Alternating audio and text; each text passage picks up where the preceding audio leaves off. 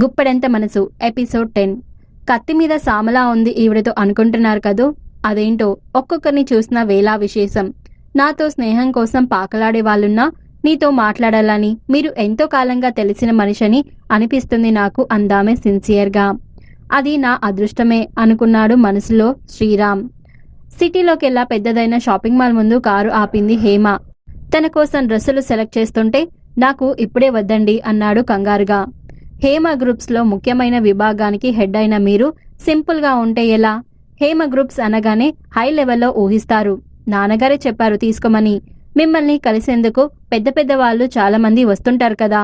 ఎదుటి వారిని ఆకట్టుకునేది మన వస్త్రధారణే అనేసరికి మనసులో ఏముల్లో చివుక్కుమన్నా ఆ మాటల్లోని నిజం అర్థమై మౌనం వహించక తప్పలేదు అతనికి. ఆ తర్వాత ఒక కుటుంబానికి కావలసినవన్నీ ఆమె కొంటుంటే అవి తనకేనని నేను ఇవన్నీ మెల్లగా కొనుక్కుంటాలేండి అన్నాడు శ్రీరామ్. అబ్బే మీకు కాదండి, నా ఫ్రెండ్ రాణిని. ఆమె భర్త అనుమానించి వదిలేశాడు. అది ఆత్మహత్య చేసుకోబోతే తిట్టి ఇక్కడికి తీసుకొచ్చి జాబ్ ఇప్పించాను. దానికోసమే ఇవన్నీను. ఇప్పుడు చూస్తున్నారుగా ఎలాంటివి సెలెక్ట్ చేస్తున్నానో. మీరు తర్వాత ఇలా 4 రకాలు చూసి కొనుక్కుంటూ ఉండాలి అంతే అంది హేమ ముక్తాయింపుగా. అలాగే అన్నాడు శ్రీరామ్. పక్కనే హోటల్ ఉంది, తిని వెడితే ఓ పనైపోతుంది బాబు అని రాగయుక్తంగా ఆమె అనేసరికి అనుసరించక తప్పలేదు శ్రీరామ్కి. భోజనం చేశాక తిరిగి అతని ఇంటి దగ్గర దింపి వెళ్ళిపోయింది హేమ. అప్పుడుగాని ఊపిరి పీల్చుకున్నట్లు కాలేదతనికి. ఇలా ఏ ఆడపిల్లతోనూ ఎప్పుడూ వెళ్ళకపోవడం వల్లనేమో టెన్షన్ ఫీల్ అయ్యాడు. ఆ తర్వాత హేమ గురించి ఆలోచించసాగాడు. ఈ అమ్మాయిది ఇంత జాలిగుండే ఏంటి? ఫ్రెండ్స్ కోసం అంత డబ్బు ఖర్చు చేయడం, ఆమె వెన్నంటి తోడుగా ఉండటం, ఇలాంటివి తను రేపు డబ్బు వచ్చినా చేయగలనా? తమ ఆర్థిక పరిస్థితి వల్ల ప్రతిదీ ఆచితూచి ఖర్చు చేస్తుంటాను.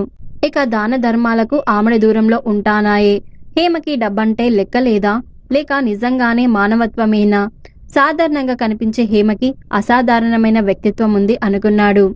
తన అకౌంట్లో డిపాజిట్ అయిన తన మొదటి నెల జీతాన్ని చూసుకునేసరికి ఉబ్బి తబ్బిబ్బయ్యాడు శ్రీరామ్. ఆఫీస్ నుంచి వస్తూనే ఇంట్లోని వారికి బట్టలు, స్వీట్స్, పళ్ళు కొనుక్కొని అవన్నీ తీసుకొని ఆ రాత్రి బస్సు ఎక్కాడు. ఆ మర్నాడు ఆదివారం కావడం వల్ల రోజంతా ఉండి మళ్ళీ రాత్రికి రిటర్న్ కావచ్చు అనుకుంటూ. అకస్మాత్తుగా వచ్చిన శ్రీరాముని చూస్తూ అందరూ సంతోషంతో మునిగిపోయారు. తను తెచ్చిన బట్టలన్నీ పేరు పేరున అందించాడు. అబ్బో, ఈ మామయ్యని గుర్తు పెట్టుకుని తెచ్చావే. అయినా నువ్వు మాకన్నా చిన్నవాడివి, నాకు డబ్బులు పెట్టడం ఏంట్రా అన్నాడు సాంబశివరావు ఓ పక్క ఆనందంతో మురుస్తూనే. లక్ష్మి ఆనందానికి అంతే లేదు. కొడుకు తెచ్చిన బట్టల్ని ఇరుగు పొరుగు వాళ్ళకి అపురూపంగా చూపించింది. అన్నయ్య, ఆ మెరూన్ డ్రెస్ మెటీరియల్ నాకా వదినకా అని అడిగింది సుమ. మైథిలికి ఆ రంగు బాగా సూట్ అవుతుందని తీసుకున్నాను అన్నాడు శ్రీరామ్. ఆ మాటలకు మైథిలి మనసు చిత్రంగా పులకరించింది. బావ తన వంక చూసినట్లే అనిపించదు, కాని బాగానే గమనిస్తాడే అనుకుంది. మురిపంగా తన పచ్చటి మేని ఛాయను చూసుకుంటూ ఆ సంతోషంలో ఎప్పటికన్నా రుచిగా చికెన్ పలావ్ చేసింది. కూరలోనే నా వలపంతా కురిపెట్టినానోయ్ బావా అన్నట్లు నీ ప్రేమనంతా గుమ్మరించి ఈ పలావ్ చేశావా కోడలా అని అంది లక్ష్మి భోజనాలప్పుడు. పో అత్తయ్య అని సిగ్గుపడుతూ అంది మైథిలి. నేనెక్కడికి వెళ్తానే? అయితే గీతే ఆ 3 ముళ్ళు వేయించుకుని నువ్వే వాడితో వెళ్ళాలి గాని అంది లక్ష్మి ఆమె బుగ్గలను నిమురుతూ. తర్వాత అంతా కలిసి ఆనందంగా ఫోటో కూడా తీయించుకున్నారు. ఆ రాత్రంతా మధురోహాల్లో తేలిపోయింది మైథిలి. అలా రోజులు గడుస్తున్న కొద్దీ తన శ్రద్ధ శక్తుల వల్ల రాఘవరావు చెప్పే పనులను అతి సులభంగా చేస్తూ ఆ పనులన్నిటి మీద పట్టు సాధించసాగాడు శ్రీరామ్. అతని పనితీరు యశ్వంతరావు, రాఘవరావులనే కాక మిగిలిన డైరెక్టర్లను ఎంతో ఆకట్టుకుంది.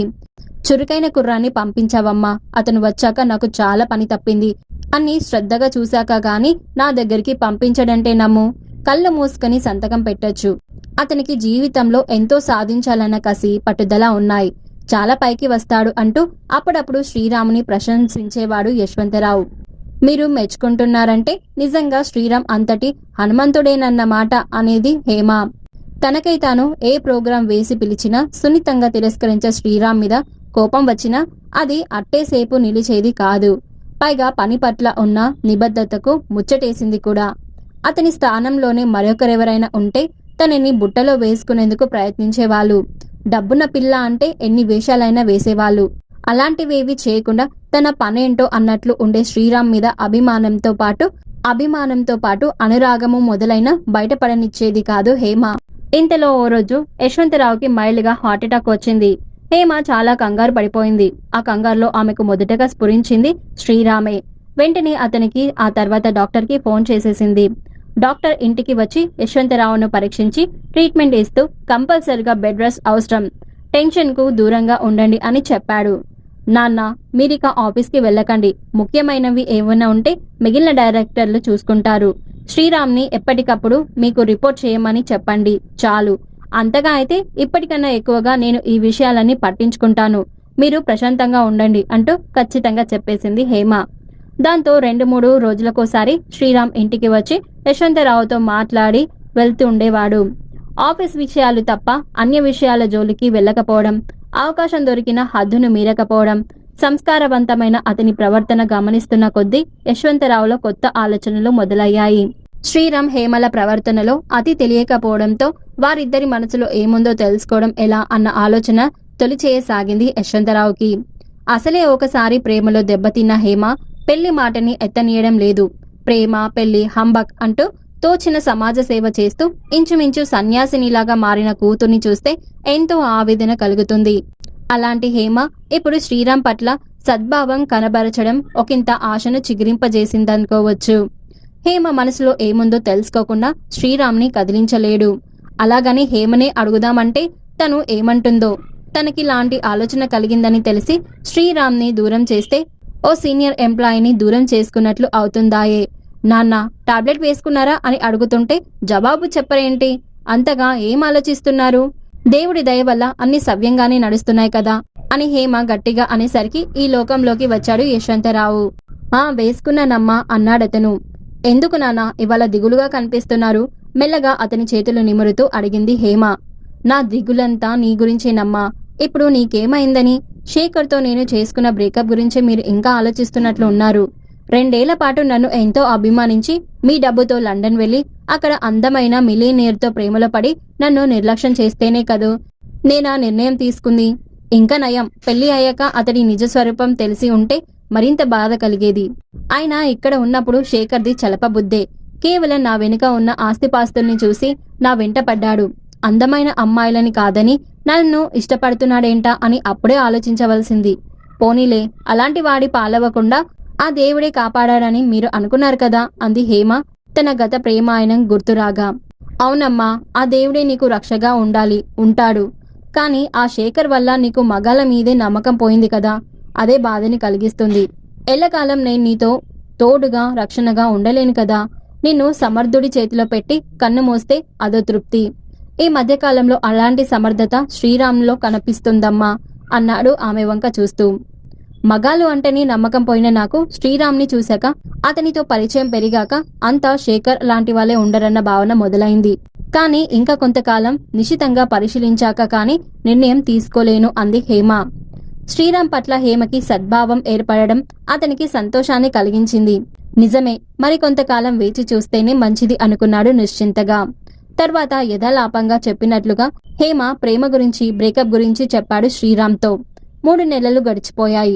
2 రోజులు లీవ్ కావాలన్నారట కదా, ఎందుకు అని అడిగింది హేమ. నా ఫ్రెండ్ పెళ్లి మా ఊళ్ళోనే, తప్పకుండా వెళ్ళాలి అన్నాడు శ్రీరామ్. అబ్బో, మీకు ఫ్రెండ్స్ ఉన్నారా అని ఆశ్చర్యం ప్రకటిస్తూ అంది హేమ.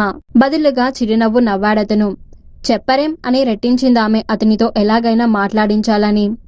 వాడు చిన్ననాటి ఫ్రెండ్, వెడితే మా వాళ్ళని కూడా చూసినట్లు ఉంటుందని అన్నాడు శ్రీరామ్. సరే వెళ్ళిరండి, మీతో ముఖ్యమైన విషయం మాట్లాడాలని అంది హేమ. సరే అనేసి వెళ్ళిపోతున్న అతని వంక చూస్తూ, ఏం మనిషో, చాలా ముఖ్యమైన విషయం అన్నా కించొద్దు ఆసక్తి కూడా చూపించలేదు ఏంటి అనుకుంది. బస్సు దిగి నడవసాగాడు శ్రీరామ్. పరిచితులు ఎదురై ప్రశ్నలేస్తుంటే జవాబులిస్తూ మారుతున్న ఊరిని గమనిస్తూ నడక వేగం పెంచాడు. ఎంతో ఆత్రంగా ఇల్లు చేరేసరికి తాళం కప్ప వెక్కిరించిందతన్ని. ఒకేసారి అందరూ ఎక్కడికి వెళ్లి ఉంటారు అనుకుంటూ మైథిలి వాళ్ళ ఇంటి తలుపు తట్టాడు. పెరట్లో బట్టలుతుకుతున్న మైథిలి వచ్చి తలుపు తీసి ఎదురుగా శ్రీరాముని చూస్తూనే తత్తరపడింది. గబల్న పైకి దోపిన చీరను కిందకు లాక్కుంటుంటే, రా బావా లోపలికి రా అంది. తడిచిన వస్త్రాల్లో ఆమె వంపు సంపులు కనువిందు చేస్తుంటే చూపు మరల్చుకుంటూ అమ్మవాళ్ళేరి అని అడిగాడు. మీ బాబాయ్ గారి అమ్మాయి పెళ్లి కదా, ఏలూరెళ్లారు అంది మైథిలి. హూందాగా హీరోలా కనిపిస్తున్న అతన్ని అలాగే చూడాలన్న కోరికను అణుచుకుంటూ లోపలికి వెళ్లి మంచినీళ్లు తెచ్చి ఇచ్చింది. మాటల అలికిడికి సాంబశివరావు నిద్రలేచి ముందు గదిలోకి వచ్చాడు. 4 రోజుల క్రితమే ఫోన్ చేసి చెప్పాగా అల్లుడు, అమ్మ వాళ్ళు లేకపోతేనే మేము లేమా, మీ ఫ్రెండు రామం పెళ్లికి వచ్చావు కదూ, మమ్మల్ని పిలిచారులే, కలిసి వెళ్దాం అన్నాడు సాంబశివరావు. 10 నిమిషాల్లో వేడివేడి పకోడీలతో వచ్చింది మైథిలి. వాళ్ళిద్దరికీ చెరో ప్లేట్ అందించింది. చూసావా, నేను చేసి పెట్టమని అడిగితే చేయదు గాని నీకోసం క్షణాల్లో ఎలా చేసుకొచ్చిందో అన్నాడు సాంబశివరావు నవ్వుతూ. అది కాదు బావా, నాన్నకు శనగపిండి అరగడం లేదు ఈ మధ్య, అది గమనించి తగ్గించాను, ఆరోగ్యం ముఖ్యం కదా అంది మైథిలి. చీరకట్టులో చక్కటి అంగసౌష్ఠవంతో ఉన్న ఆమె వంక ఆరాధనగా చూసి కళ్ళు దించుకున్నాడు శ్రీరామ్. 3 రోజుల ముందే రామ రమ్మన్నాడు, కనీసం ఒకరోజు ముందు అయినా వెళ్ళకుంటే ఊరుకోడు, అక్కడికి వెళతాను అన్నాడు శ్రీరామ్. సరే వెళితే వెళ్ళావు గాని రాత్రికి ఇక్కడికే వచ్చేయి, పెళ్లి ఇంట్లో పడకకి ఇబ్బంది అవుతుంది అన్నాడు సాంబశివరావు. అలాగే మామయ్య అంటూ మరో అరగంట పాటు అతనితో మాట్లాడి రామం ఇంటికి కదిలాడు శ్రీరామ్. మరి ఆ తర్వాత ఏం జరిగిందో తెలుసుకోవాలి అంటే నెక్స్ట్ ఎపిసోడ్ వినాల్సిందే. మీరేమైనా గెస్ట్ చేస్తే కామెంట్ బాక్స్లో కామెంట్ చేయండి. అలాగే ఈ వీడియో నచ్చితే లైక్ చేసి షేర్ చేసి సబ్స్క్రైబ్ చేసుకొని నాకు సపోర్ట్ చేయడం మాత్రం మర్చిపోకండి. Thank you.